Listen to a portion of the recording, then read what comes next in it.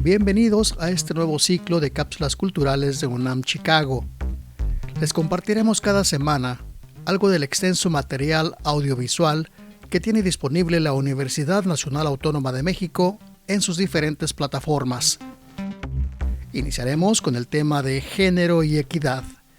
Les recordamos que pueden descargar el material y escucharlo donde quiera que se encuentren. Soy Ave Barrera. El cuento que van a escuchar a continuación se titula Verdaderos fantasmas y es la historia de amor imposible de dos chicos de preparatoria que les encanta contar historias de terror hasta que una de ellas se vuelve realidad.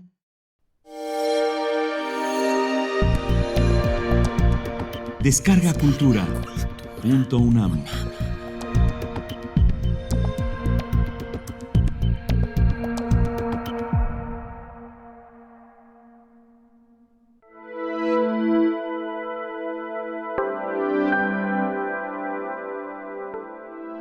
Verdaderos fantasmas.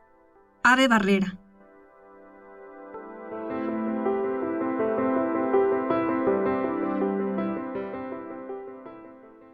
Nunca he visto un fantasma.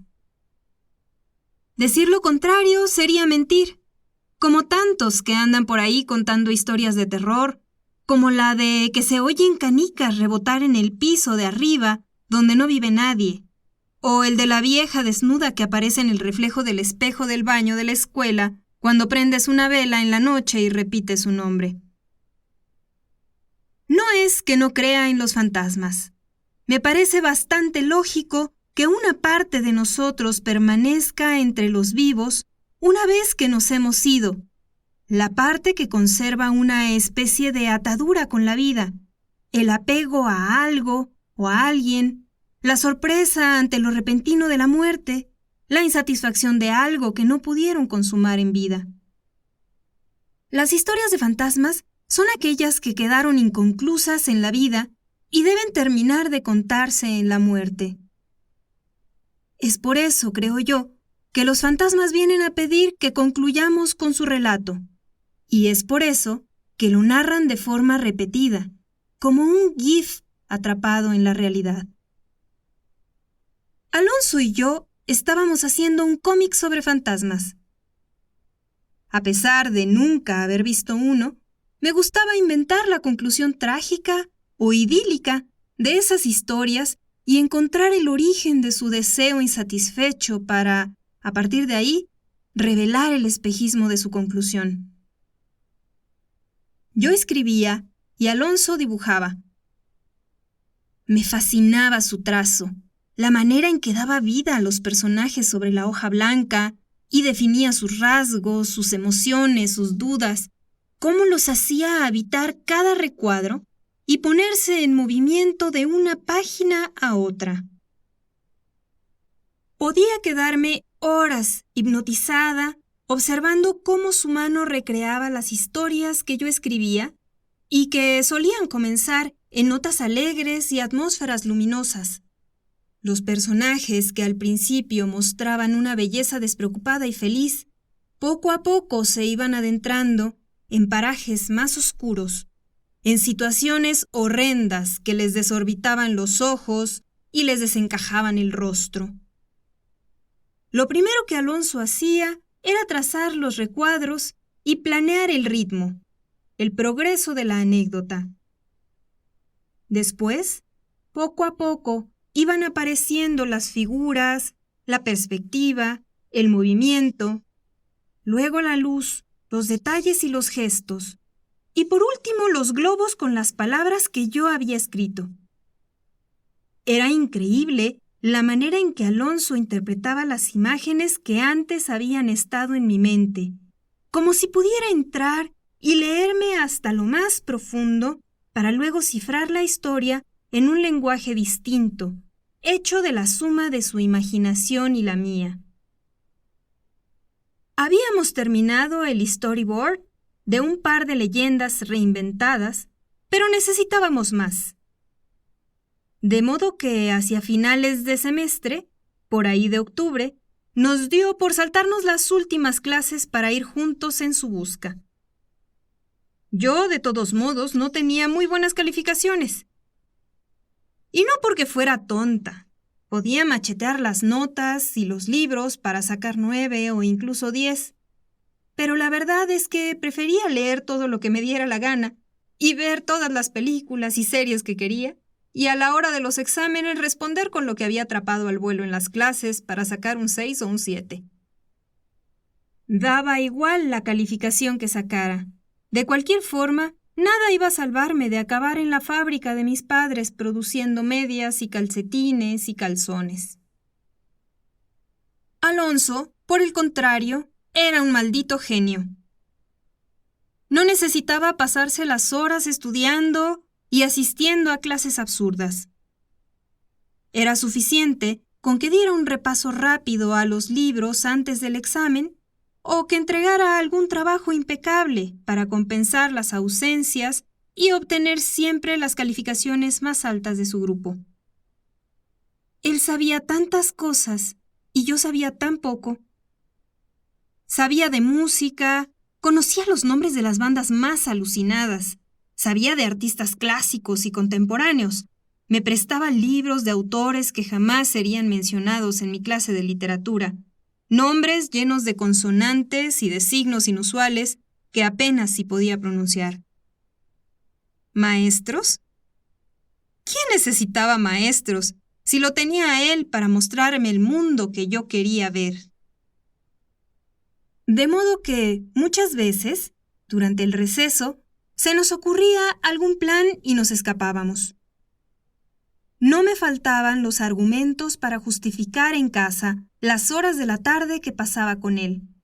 Un evento, la biblioteca, la tarea en casa de alguien, una investigación de campo, cualquier cosa servía. Y además, en parte, era verdad. Entrábamos a ver lo que estuvieran proyectando en la videosala, nos íbamos a la biblioteca iberoamericana a trabajar en el cómic, a leer e intercambiar autores, a hacer investigación de campo para alguna de nuestras historias.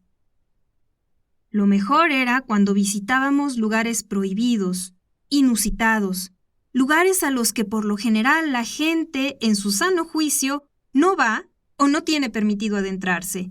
Lugares a donde la gente va, por lo regular, en domingo. Para nosotros, la vida entera era domingo. Recuerdo la vez que fuimos al mirador de la barranca y yo me empeñé en llegar hasta el borde de la piedra donde se precipitaba la cascada. Le pedí que me ayudara a saltar el cerco y luego que me tomara de la mano, que me sostuviera fuerte para inclinarme sobre el abismo y mirar hacia abajo. El río no llevaba mucha agua, y la poca que desfogaba hacia el vacío se dispersaba en un manto vaporoso y blanco, hecho jirones. De ahí la leyenda de la chica a quien habían obligado a casarse con un próspero hacendado mientras se hallaba ausente el hombre a quien amaba, un modesto campesino. Después de haber dicho contra su voluntad, sí, acepto, se encontró entre la multitud de invitados con la mirada del campesino. Llena de vergüenza, huyó despavorida. Corrió con todas sus fuerzas en dirección a la cañada, sin que nadie pudiera alcanzarla, y ni siquiera hizo por detenerse un instante en la curvatura de la última roca antes de saltar. En otra ocasión bajamos hasta la Casa Colorada, donde se dice que practicaban rituales satánicos. Las inscripciones y grafitis en las paredes nos horrorizaron y sentimos un extraño zumbido que nos atravesaba de un oído a otro. Asustados, corrimos por entre la maleza hasta que nuestras piernas no pudieron más y nos detuvimos junto a un manantial y empezamos a carcajearnos de nosotros mismos, agitados, sedientos. Luego fuimos en busca de las cuevas, pero no pudimos encontrarlas. Cuando regresamos era casi de noche y creímos que nos íbamos a morir de hambre y de cansancio, pero tuvimos suerte.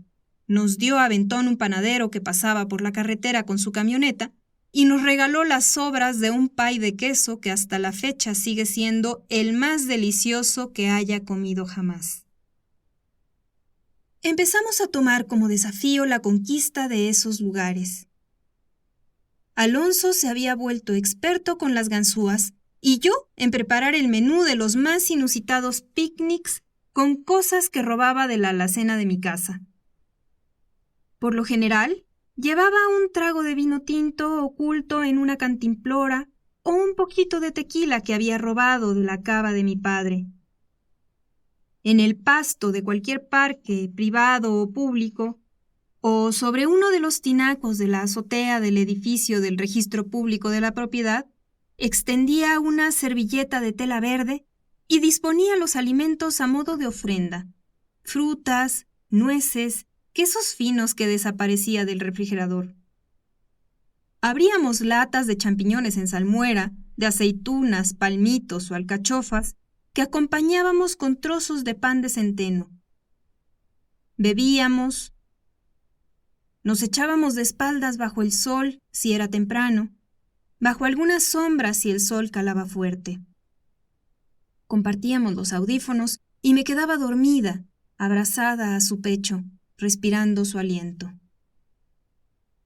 Entre las ideas más locas está la vez que subimos a la azotea del estacionamiento frente a la rotonda, decididos a hacer volar un cometa. Habíamos comprado hilaza, pegamento, papel de china blanco. Le pedimos a un barrendero que nos regalara un par de varas de su escoba de popotillo. Con algo de dificultad, logramos armar el cometa y echarlo a volar. Alonso lo sostuvo mientras que yo llevaba el hilo desenredado a buena distancia. Nos echamos a correr a la par y antes de llegar al borde, el cometa ya había alzado su vuelo. Se fue elevando más y más hasta llegar a la punta del carrete que sosteníamos entre ambos. De pronto, sin que nos diéramos cuenta cómo, una ráfaga fuerte nos arrancó el hilo de las manos y el cometa se fue perdiendo en lo alto mientras nosotros lo veíamos alejarse, estupefactos. También estaba aquella mansión abandonada antes de que la compraran para rescatarla y convertirla en restaurante.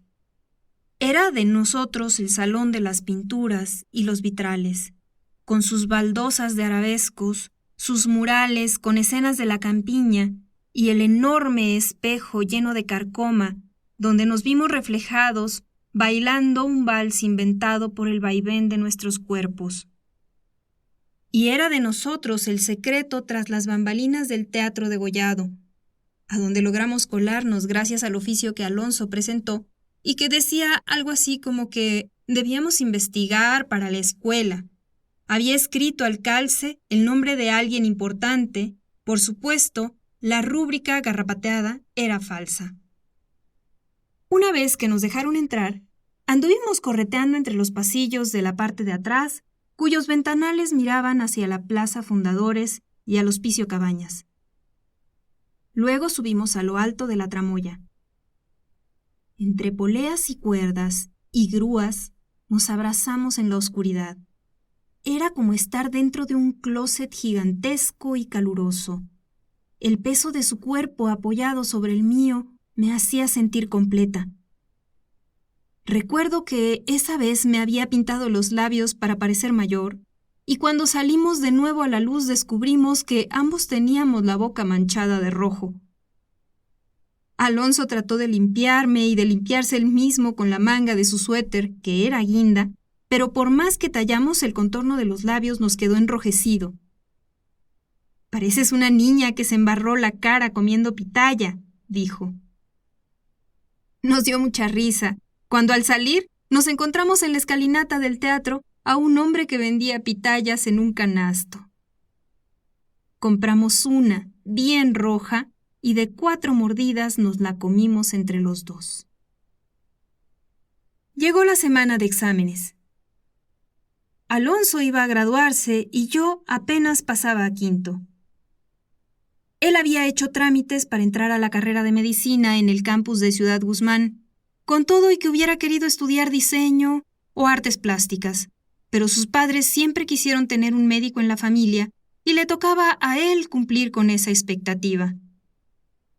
Revisamos juntos las listas y al ver su nombre nos abrazamos muy fuerte. Sabíamos lo que significaba. Habíamos hablado sobre el asunto y prometimos encontrar la manera de seguir juntos, escribirnos todo el tiempo, mandarnos cada día una foto de algo que nos pareciera lindo. Hablaríamos por teléfono todas las noches antes de dormir.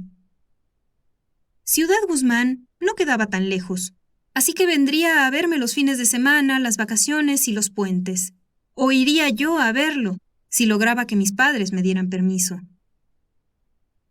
Ese día, estábamos sentados en el suelo, en uno de los largos pasillos de la escuela, con la espalda recargada contra el muro. Me puse en cuclillas frente a él y le pregunté, ¿lo hacemos? ¿Cuándo?, preguntó él. Hoy mismo. Vamos. Él asintió con gesto solemne y yo me levanté y tiré de sus manos. Sabíamos de la leyenda de los enamorados del Panteón de Belén. Un chico y una chica que, cuando sus familias se opusieron a que se casaran, decidieron cortarse las venas y quitarse la vida. Sabíamos del ritual que practicaban los amantes que no querían separarse. Debían mezclar su sangre y verterla sobre la guirnalda de flores de piedra que coronaba la tumba donde se hallaban sepultados. Las autoridades del panteón se habían vuelto muy estrictas y no permitían que la gente anduviera libre curioseando entre las tumbas. Las visitas solo estaban permitidas en recorridos guiados. Pero teníamos un plan. Gracias a su hermano, que era guía, Alonso sabía el itinerario que realizaban muchas de las compañías que paseaban extranjeros por el centro de Guadalajara. Del templo del santuario pasaban al Hospital Civil y al Panteón de Belén. De modo que nuestro plan comenzaba en el santuario. Él hablaba perfecto inglés, así que no le costó hacer amistad con el guía de uno de los grupos y compartirle algunos tips sobre la ciudad. Una vez que se lo había ganado, le contó que teníamos que hacer un proyecto para la escuela sobre el Panteón de Belén, pero que no nos dejaban entrar sin un permiso especial de nuestros padres y no teníamos tiempo para pedirlo. "She doesn't even have parents", dijo señalándome con cara de tragedia. Yo por dentro salté y dije, ¿what? Quise darle un codazo y decirle que estaba yendo demasiado lejos, pero resistí la carcajada y traté de poner cara de niña huérfana. El plan resultó. El guía se ofreció a meternos siempre y cuando pagáramos nuestro boleto. Nos mezclamos con el grupo de gringos y tratamos de pasar desapercibidos. Varios de ellos registraron su cámara y pagaron la tarifa que se cobra por tomar fotografías, y cuando nos preguntaron a nosotros, Alonso respondió con un perfecto acento londinense, "Oh, thank you, but we doesn't have one." Ni siquiera nos revisaron la mochila. Yo me limité a sonreír. En el libro de visitas, él se registró como Paul Auster y yo como Catherine Mansfield.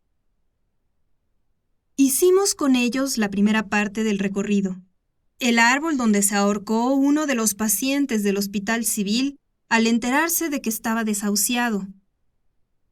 El árbol del vampiro que creció de la estaca que le enterraron en el corazón a un pobre fulano al que lincharon porque pensaron que era el supuesto vampiro. Y la tumba del niño que le tenía miedo a la oscuridad y que murió cuando sus padres lo dejaron solo y una ráfaga de viento apagó las velas. Al llegar a la tumba de los enamorados suicidas, nos quedamos aparte. Nos aseguramos de que nadie mirara. Alonso quitó el candado de una de las criptas. Mientras yo vigilaba, abrió la reja muy despacio para que no chirriaran los goznes y entramos. Emparejamos la reja y nos ocultamos contra el muro.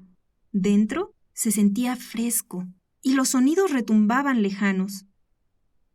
La voz del guía contaba la historia en un inglés muy mexicano, añadiendo detalles que seguramente serían falsos. Hablaba de la riqueza de él y de las intenciones de la madre de que se casara con alguien que les ofreciera una buena dote. de la pobreza de ella, una simple pastora de cabras, y de cómo, al enterarse de su romance, mandaron al chico a estudiar a Europa, donde lo esperaba una fina dama de sociedad con quien debía contraer nupcias. Nosotros estábamos abrazados, muy juntos, replegados al rincón junto a la puerta para que nadie que pasara por afuera pudiera vernos. Tomé la mano de Alonso y la apreté suavemente. Sentía su tacto, la humedad de la piel. Él era mucho más alto que yo, por lo que podía sentir su respiración sobre la línea de mi frente. Me palpitaba la sangre en el cuello y en las sienes. Levanté la cara en busca de su aliento. Mi boca encontró la suya y nos besamos un buen rato, emocionados de estar ahí. Escuchamos que la voz del guía se acercaba. Las sandalias de los turistas rasparon la tierra. Vimos la sombra del guía frente a la reja. Se detuvo de espaldas a la entrada de la cripta.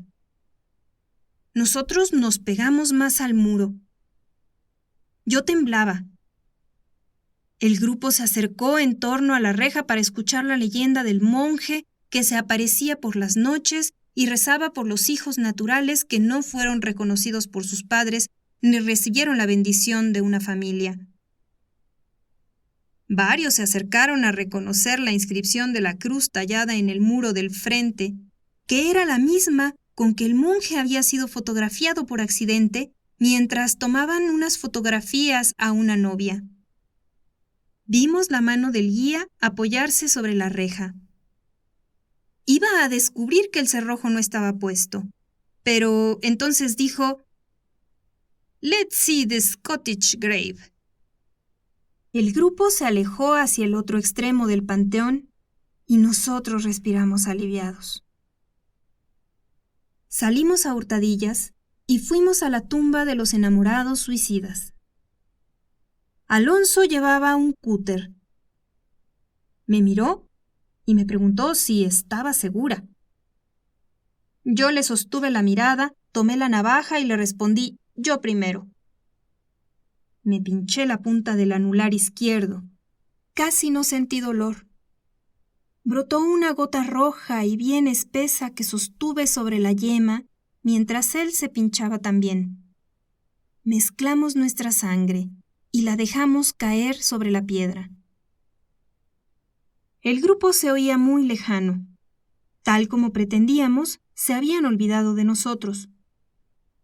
Alonso se dispuso a seguirlos, pero le dije: "Espera, hay que brindar". Saqué la cantimplora y le dimos un trago.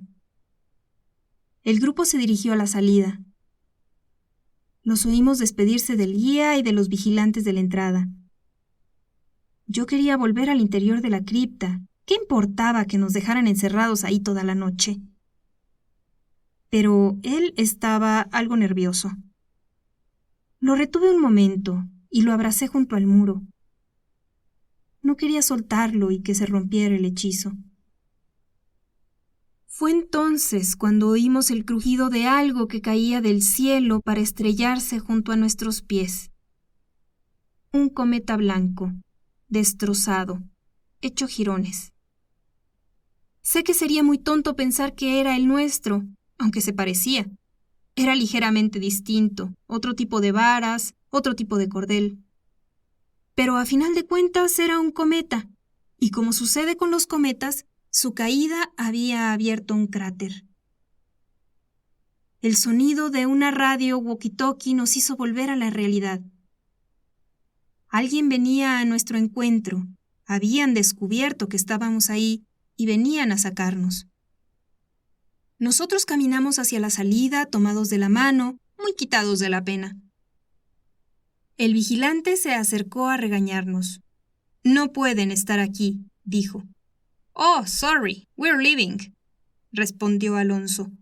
Una vez afuera, nos morimos de la risa y caminamos abrazados por las calles del centro, burlándonos de la cara del vigilante, de los gestos exagerados del guía y del viejito que a cada rato le decía: «Let me ask you something». Comimos helado y papas fritas con mucha salsa, chupándonos los dedos porque el limón nos hacía arder la herida. El fin de semana siguiente fue la graduación de Alonso, pero yo no pude acompañarlo porque él iría con su familia. Al siguiente fin, viajó con sus padres de vacaciones a Canadá.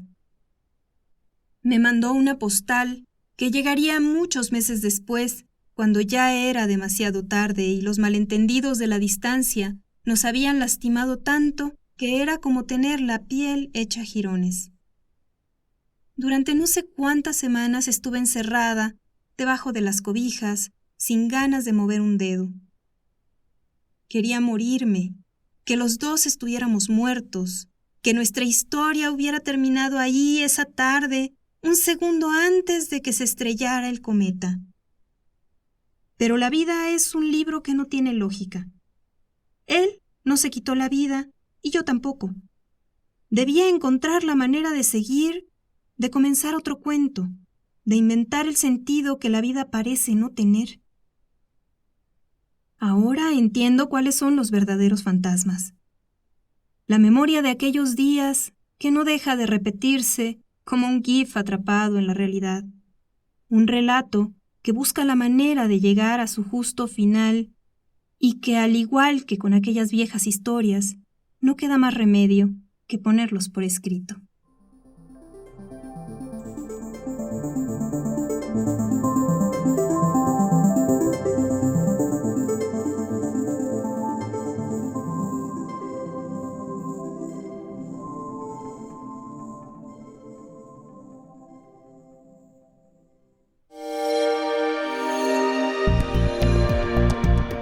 Descarga Cultura.unam